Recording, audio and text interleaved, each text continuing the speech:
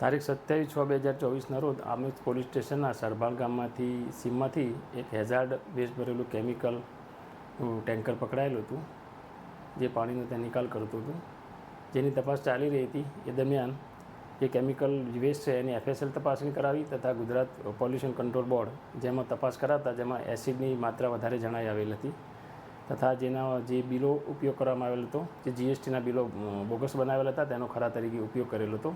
તેથી આમોદ પોલીસ સ્ટેશનમાં આ બાબતે ઇપીકો કલમ 277, 284, 336, 465, 467, 468, 471 તથા 120B મુજબ ગુનો નોંધાયેલો હતો. જે ગુનામાં સંડોવાયેલ તોમરદાર ધવલભાઈ કાંતિભાઈ કટારિયા, નિલેશભાઈ જમનાદાસ ભૂત, જયંતિભાઈ જયસિંહભાઈ ગાંભોર તથા આનંદભાઈ નટવરભાઈ પરમાર ચારે તોમરદારની આ ગુનામાં ધરપકડ કરવામાં આવેલ છે તથા નાસ્તા પકડતા એક તોમરદાર છે તેની તપાસ હાલમાં ચાલુ છે અને આ ગુનાની આમોદ પોલીસ હાલમાં તપાસ ચલાવી રહેલ છે.